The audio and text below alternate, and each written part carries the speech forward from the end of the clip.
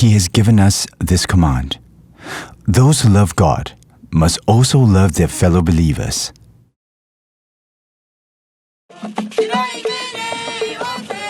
I am Emmanuel Bileya, a Nigerian. I am an ordained pastor with the Christian Reformed Church in Nigeria. I first met Pastor Emmanuel when I started my doctoral thesis in IWS, Florida. We were classmates and part of the same cohort. He was very quiet, very thoughtful, and when he said things, he was very thoughtful. So I remember him for being this quiet, thoughtful person. Yeah. I heard about the situations and the difficulty of his life there when he and the struggles that he had go through. But he never seemed like someone who he never complained about anything that goes around him. Pastor Emmanuel Bileya is a Nigerian pastor and church planter. He and his wife lived under the threat of kidnapping, terrorism, and death in Nigeria's Taraba state.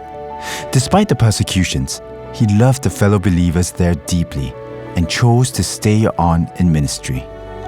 Due to the limited arable land in Nigeria and the rapidly increasing population, both Christian tribes in the area where Pastor Bileya was ministering at became entangled in a constant war for farmland. He has struggles with staying there.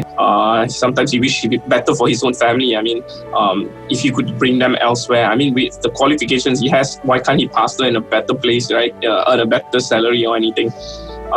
But he never left. All the time that we were there, he has always the option to do something else.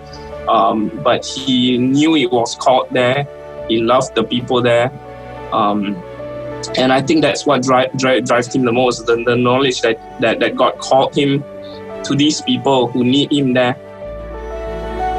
Pastor Bileya expressed his concerns about the warring factions, as well as the friction between the tribes which resulted in much violence.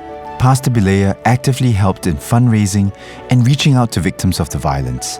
He was afraid, yet he soldiered on because he loved the church and was advocating for unity instead of division. He sent his kids away and stayed back with his wife to do the Lord's work. On June 1st, 2020, whilst he and his pregnant wife were working on the church farm that provided food for the community, armed men from one of the tribes suddenly opened fire on them, taking both their lives.